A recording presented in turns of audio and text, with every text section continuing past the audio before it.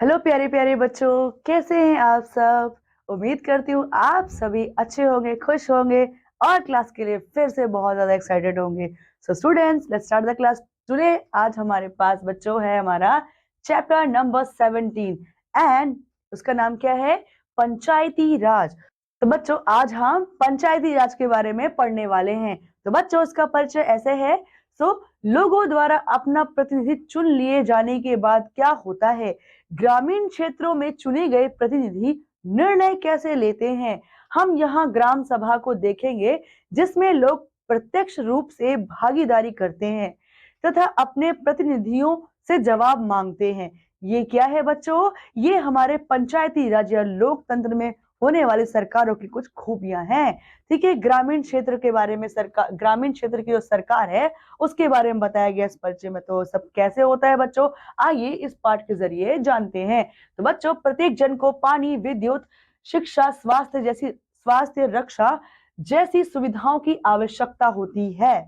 हर व्यक्ति को समाज में ये सारी चीजों की आवश्यकता होती ही है बच्चों।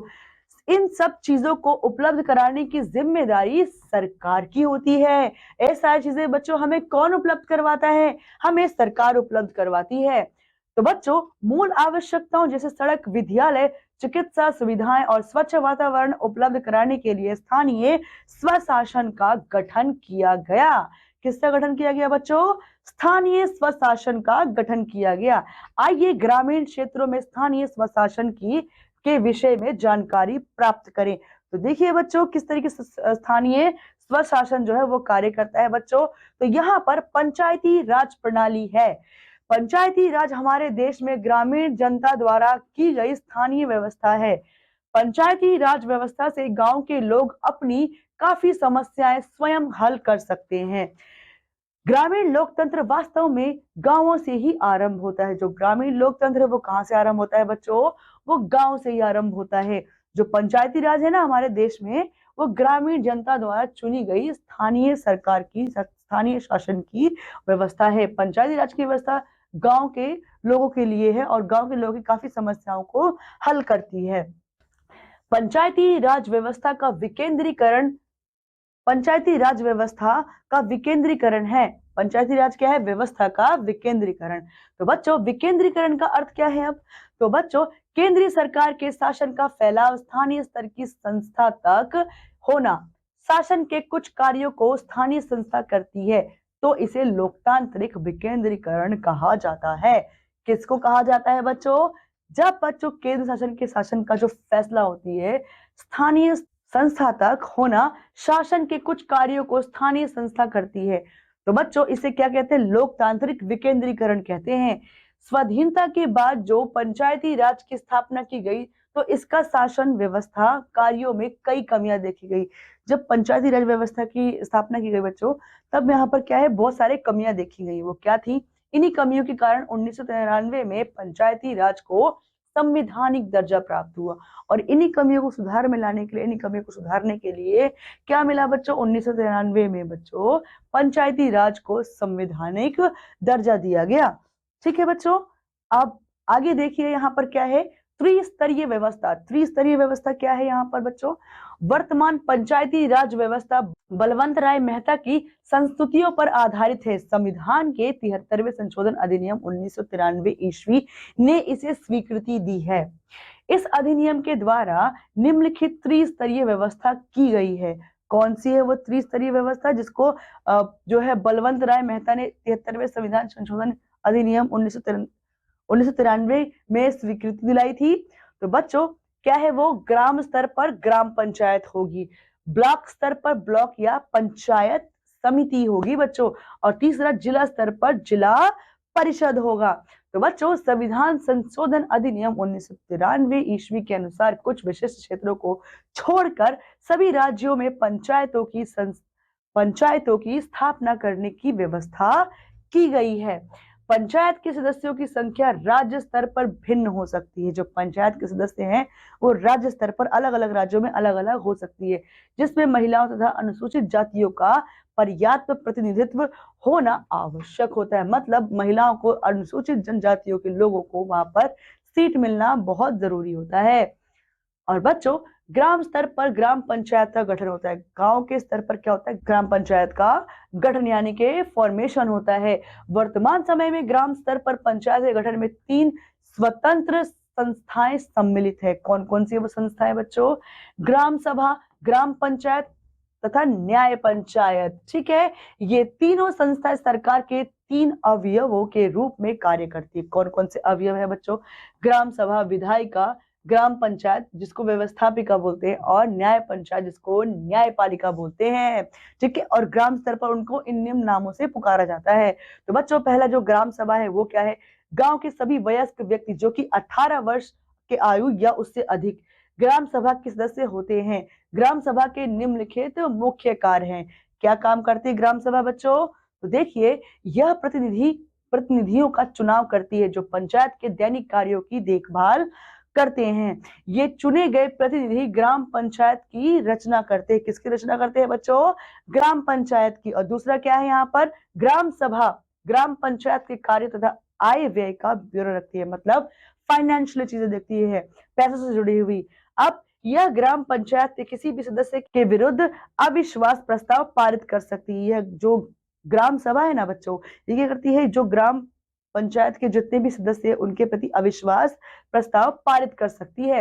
अब यहाँ पर आप देख सकते हो बच्चों, इस चित्र में किस तरीके से जो ग्राम सभा, ग्राम पंचायत और न्यायपालिका के साथ जो यहाँ पर ग्राम सभा का यहाँ पर आयोजन हो रहा है। गांव की यहाँ पर सभा लग रही है और 18 वर्ष उससे अधिक के आयु के व्यक्ति इसमें भाग ले सकते हैं।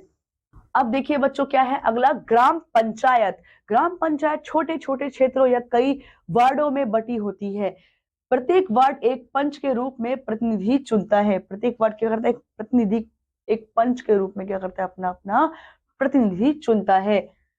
पंचायत क्षेत्र के लोग मिलकर सरपंच को चुनते हैं। जो पंचायत क्षेत्र के लोग होते हैं वो मिलकर क्या करते हैं बच्चों? सरपंच का चुनाव करते हैं। यही सरपंच का मुखिया, यही पंचायत का मुखिया होता है। कौन? सरपंच। पंच और सरपंच मिलकर पंचायत का गठन 5 वर्ष के लिए करते हैं। पंच और सरपंच मिलकर पंचायत का गठन 5 वर्ष के लिए करते हैं बच्चों। ग्राम पंचायत और ग्राम सभा का एक सचिव होता है। ग्राम पंचायत का सचिव होता है बच्चों। तो ग्राम पंचायत का मुख्य कार्य अपने क्षेत्र में विकास कार्य लागू करना है। यह कार्य वह अपनी नियमित होने वाली बैठकों में तय करती है। ग्राम सभा पंचायत के कार्यों को स्वीकृत करती है। जो ग्राम सभा क्या करती है? पंचायत द्वारा किए गए कार्यों को स्वीकृत करती है, उनको आज्ञा प्रदान करती है। ठीक है बच्चों, आगे देखते हैं ग्राम पंचायत के जो कार्य हैं वो क्या क्या है। ग्राम पंचायत द्वारा निम्नलिखित कार्य किए जाते हैं। क्या क्या कार्य? सड़कों, नालियों तथा स्कूलों की व्यवस्था कराना, पीने के जल की व्यवस्था कराना, सार्वजनिक उपयोग के भवनों का निर्माण करवाना, स्थानीय कर लगाना और उसे एकत्र करवाना, गांव के लोगों को रोजगार दिलवाने के लिए सरकारी योजनाएं लागू करवाना, जैसे कि आवासीय प्रधानमंत्री योजना है, ठीक है, जनधन योजना, ये सारी योजनाओं का लाभ प्रत्येक गांव के व्यक्ति को मिल सके, ये क्या बच्चों? ग्राम पंचायत के कार्य में आता है। अब जैसे कि यहाँ देख सकते हैं, सरकारी सड़कें बनवाना हो गया, यहाँ पर पानी की व्यवस्था करवाना हो गया, और बच्चों इसी के साथ यहाँ पर क्या है? सरकारी जो सहायक जो सरकारी जो स्वास्थ्य संबंधी सहायता होती है वो भी उपलब्ध करवाना किसका काम है बच्चों? ये ग्राम पंचायत का ही काम होता है। ग्राम पंचायत की आय के स्रोत। अब ग्राम पंचायत को पैसा यानी कि आय कहां कहां से आती है? ग्राम पंचायत को निम्नलिखित स्रोतों से आय प्राप्त होती है। पहला, घरों तथा बाजार पर लगाए गए करों से आय यानी कि जो टैक्स मिलता है। जनपद तथा जिला पंचायत से प्राप्त सरकारी सहयोग राशि, जो सरकार उनको सहयोग राशि देती है। सामुदायिक कार्यों के लिए प्राप्त दान राशि, जो सामुदायिक कार्य जो किसी भी गांव के अंदर हो रहा है उसके सब जो सारे लोग इकट्ठा करके दान देते हैं वो भी, उससे भी उनको पैसे मिलते हैं। फिर बच्चों, भारत के कुछ ऐसे राज्य भी है जहां ग्राम सभाएं कार्यों के संचालन हेतु समितियां बनती हैं। आइए देखते हैं कि हरदास ग्राम सभा ने क्या क्या कार्य किए हैं। एक सभा है बच्चों हरदास ग्राम सभा, उसके कुछ कार्य दिए गए हैं, क्योंकि बच्चों जहां पर जो कुछ ऐसे राज्य है जहां पर ग्राम सभाएं कार्यों के संचालन हेतु समितियां बनाई जाती हैं। तो देखें वो कार्य क्या है। तो हरदास गांव की ग्राम पंचायत की बैठक में पंचों ने निर्णय लिया कि कुओं को साफ कराया जाए तथा हैंड पंपों को गहरा कराया जाए ताकि पानी और अच्छे से ऊपर सतह तक आ सके। सरपंच ने हैंड पंप की देखरेख के लिए धन जुटाया। सर्वसम्मति से निर्णय होने पर सचिव ने इसे रजिस्टर में अंकित कर लिया। बाद में जल संग्रह संरक्षण के प्रश्न पर विचार किया गया। पंचों ने पूछा क्या जल संरक्षण से जल स्तर सुधरेगा? इस संबंध में खंड विकास अधिकारी से बात करके योजना के विषय में जानकारी करने का निर्णय हुआ। जल संवर्धन विकास कार्यक्रम ने केवल 2 वर्ष में इस बंजर जमीन को हरे भरे मैदान में बदल दिया। अब ग्राम पंचायत में सभी समस्याओं के विषय में प्रश्न पूछ सकते हैं तथा जल जैसी समस्या पर निर्णय लेना पंचायत के लिए आवश्यक हो जाता है। तो बच्चों, ये सारे काम जो है वो क्या करती है बच्चों? ग्राम पंचायत करती है। और एक गांव का उदाहरण लेके सब कुछ आपको समझाया गया है यहाँ पर। तो उसके बाद देखिए क्या है, उसके बाद बच्चों आता है हमारा न्याय पंचायत। तो ग्राम क्षेत्र की न्यायपालिका को न्याय पंचायत कहते हैं। जो गांव की जो न्यायपालिका होती है ना, उसे क्या बोलते हैं बच्चों? न्याय पंचायत कहते हैं। ये छोटे मोटे झगड़ों का निपटारा करते गांव के लोग न्याय पंचायत के द्वारा कम समय तथा कम व्यय में अपने झगड़े निपटा लेते हैं। गांव के सरकारी अधिकारी जो होते हैं, गांव में निम्नलिखित सरकारी अधिकारी नियुक्त किए जाते हैं। कौन कौन से सरकारी अधिकारी होते हैं गांव में नियुक्त किए जाते हैं? जो जैसे कि लेखपाल, जिसको पटवारी भी बोलते हैं, ये क्या काम करता है? ये भूमि के रिकॉर्ड रखता है तथा भू राजस्व एकत्रित करता है। चौकीदार होते हैं, चौकीदार क्या करते हैं? ये गांव में कानून तथा व्यवस्था बनाए रखते हैं। और बच्चों, टीका लगाने वाले कौन होते हैं? ये सरकार की स्वास्थ्य संबंधी नीतियों को लागू करता है गांव में तथा बच्चों को टीके लगाता है। यह उल्लेखनीय है कि उपयुक्त अधिकारी अथवा कर्मचारी पंचायत के अंग नहीं होते, किंतु यदि ये ढंग से कार्य नहीं करते तो पंचायत उनकी शिकायत सरकार से कर सकती है। हालांकि पंचायत के भाग नहीं, लेकिन किंतु सही काम न करने पर फिर भी इनकी शिकायत जो सरकार तक पंचायत पहुंचा सकती है। देखिए बच्चों, अब क्या है, ग्राम पंचायत तथा राज्य सरकार के मध्य क्या संबंध होते हैं वो देखिए। प्रत्येक राज्य सरकार ने एक पंचायत अधिनियम पारित किया है, जिसके तहत पंचायतें कार्य करती है। राज्य सरकार पंचायतों के कार्य को नियंत्रित करने के लिए कानून तथा नियम बनाती है। राज्य सरकार पंचायत को उनके आवश्यक तथा ऐच्छिक कार्यों के लिए धन प्रदान करती है। यदि राज्य सरकार ऐसा पाती है कि कोई पंचायत उचित रूप से तथा कुशलता पूर्वक कार्य नहीं कर रही है तो वह जिला अधिकारियों को उनका स्थान लेने के लिए आदेश दे सकती है कि ये अभी करप्ट है, काम ठीक से नहीं कर रहे, इनको इनके पद से हटा दिया जाए। अब बच्चों, ग्राम पंचायतों का क्या महत्व होता है? Importance of gram panchayat. ग्राम पंचायतें ग्रामीण लोगों को अपनी समस्या स्वयं सुलझाने में सहायता देती हैं।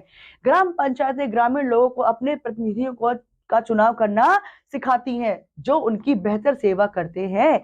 इस प्रकार ग्राम पंचायतें लोकतंत्र का प्रथम पाठ बच्चों पढ़ाती हैं। तो ग्राम पंचायतें सरकार का बोझ हल्का करती है। जो ग्राम पंचायतें होती है सरकार के साथ मिलकर काम करती हैं और सरकार का बोझ जो है बच्चों हल्का करती हैं। अब दूसरा है यहाँ पर ब्लॉक समिति। अब ब्लॉक कमेटी क्या काम करती है बच्चों? पंचायत राज की त्रिस्तरीय व्यवस्था में ब्लॉक समिति मध्यवर्ती स्तर पर जिले तथा गांव के मध्य एक कड़ी के रूप में काम करती है बच्चों। इन दोनों को जोड़े रखती है। ठीक है। अब विभिन्न राज्यों में ब्लॉक समिति भिन्न भिन्न नामों से जानी जाती है, अलग अलग नामों से अलग अलग राज्यों में जानी जाती है, जैसे कि खंड विकास समिति, क्षेत्रीय समिति तथा पंचायत समिति।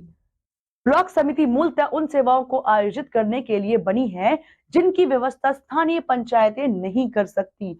उदाहरण के लिए ग्राम वासियों को एक पशु चिकित्सक तथा औषधालय की आवश्यकता होती है, किंतु पंचायत अपने स्तर पर पशु चिकित्सालय तथा डॉक्टरों की व्यवस्था नहीं कर सकती।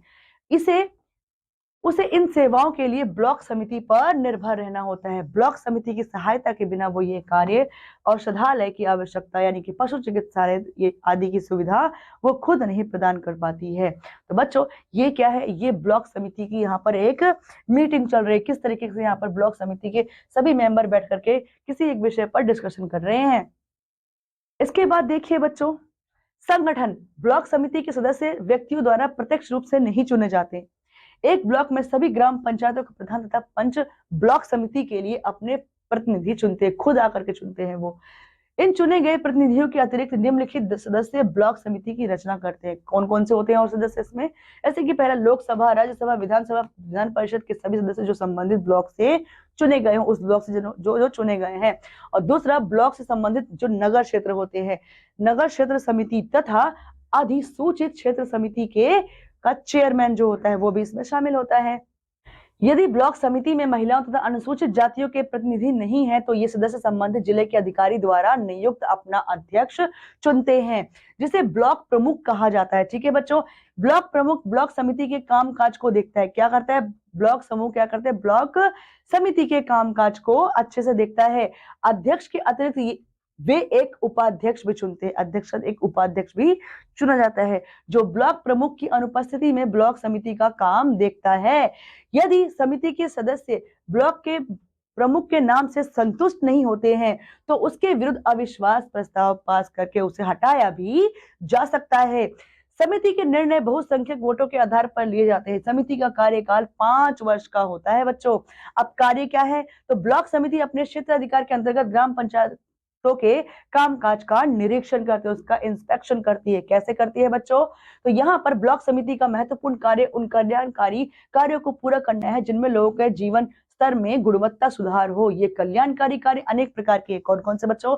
ऐसे कि बच्चों और प्रौढ़ों की शिक्षा का प्रबंध करना, पेयजल की आपूर्ति सुनिश्चित करना, स्वच्छता, रोगों की रोकथाम करना तथा सड़कों का निर्माण आदि करना इसके प्रमुख कार्य के अंतर्गत आता है। दूसरा क्या इसका कार्य है? उसके निरीक्षण के अंतर्गत आने वाले क्षेत्र की सामुदायिक विकास योजनाओं को तैयार करने का ढांचा बनाना। यह लघु सिंचाई योजनाओं को कार्यान्वित करती तथा क्षेत्र के किसानों में बीजों, उर्वरकों और कृषि के उपकरणों का वितरण करती ताकि कृषक अपनी खेती अच्छे से कर सके। अब इसके द्वारा ग्राम पंचायतों को उनके विकास कार्यों के लिए वित्तीय सहायता यानी कि पैसा, फंड वगैरह भी प्रदान करती है। इस बात की जांच करती है कि पंचायतों के बजट में कोई अनियमितता तो नहीं है, कुछ गड़बड़ तो नहीं आ गई उनके बजट में। यह गांव के कारीगरों को प्रशिक्षण तथा विशेषज्ञों की सलाह उपलब्ध कराती है। किसको? गांव के जो कारीगर होते हैं उनको, उनकी जो स्किल्स है उनको और बढ़ाने में हेल्प करवाते हैं। और बच्चों, पंचायत समिति की बैठकों में ब्लॉक विकास अधिकारी भाग लेते हैं। कौन भाग लेते हैं बच्चों? ब्लॉक विकास अधिकारी भाग लेते हैं पंचायत समिति की बैठक में। चेयरमैन तथा ब्लॉक विकास अधिकारी परस्पर सहयोग द्वारा ब्लॉक समिति की विकास योजनाओं को लागू करते हैं। अब बच्चों, इसके बाद काम के बाद उनके आय के स्रोत का क्या है? कहां से उनको आय मिलती है? तो बच्चों, कर लगाकर आय प्राप्त करना तथा राज्य सरकार से मिलने वाला अनुदान, वित्तीय सहायता ब्लॉक समिति की क्या होती है? आय का मुख्य स्रोत होता है। इसका मुख्य कार्य क्या है? ग्रामीण क्षेत्र के सर्वांगीण विकास के द्वार खोलना, हर तरफ से ग्रामीण क्षेत्रों का विकास हो, ये इसका प्रमुख काम है। अब देखिए बच्चों, जो जिला परिषद है क्या है? District council. जिला परिषद क्या करती है बच्चों? जिला पंचायती राज व्यवस्था के उच्चतम स्तर का निकाय है। ब्रिटिश शासन काल से ही जिला एक महत्वपूर्ण शासनिक इकाई रहा है। जिला कलेक्टर, जिलाधीश, जिला पुलिस अधिकारी तथा जिला जज जिला मुख्यालय में कार्य करते हैं। ये सब जो संपूर्ण जिले के सबसे महत्वपूर्ण नगर में स्थित होते हैं, सबसे जो जिले का बड़ा शहर होता है वहां पर ये स्थित होता है। जिला परिषद में राज्य सरकार तथा ब्लॉक समिति के मध्य एक महत्वपूर्ण कड़ी के रूप में क्या करता है? कार्य करता है, लिंक बन के कार्य करता है।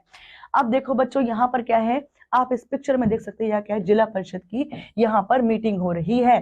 ठीक है, अब आगे देखिए संगठन क्या है इसका। जिला परिषद का संगठन ब्लॉक समिति की ही भांति किंतु बड़े पैमाने पर होता है। वो छोटे पैमाने पर होता है, ये बड़े स्तर पर किया जाता है। इसके निम्नलिखित सदस्य होते हैं। कौन कौन बच्चों?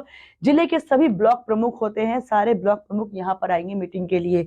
अब जिले के प्रतिनिधित्व करने वाले लोकसभा, राज्यसभा के सभी सदस्य होते हैं। जिले का प्रतिनिधित्व करने वाले विधानसभा और विधान परिषद के सभी सदस्य अनुसूचित जातियों एवं जनजातियों के प्रतिनिधि होते हैं और महिला प्रतिनिधि भी शामिल होती है। उनके लिए कुछ सीटें भी आरक्षित की जाती हैं। फिर बच्चों क्या है? पदाधिकारी यानी कि ऑफिसर। क्या काम होता है उनका बच्चों? जिला परिषद के सदस्य एक अध्यक्ष यानी कि चेयरमैन तथा उपाध्यक्ष जो कि वाइस चेयरमैन होते हैं का चुनाव करते हैं। कौन? जिला परिषद के सदस्य मिलकर के। चेयरमैन सभी बैठकों की अब अध्यक्षता करता है। ये अधिकारी तब तक अपने पद पर रहते हैं जब तक उन्हें जिला परिषद सदस्यों का विश्वास प्राप्त होता है।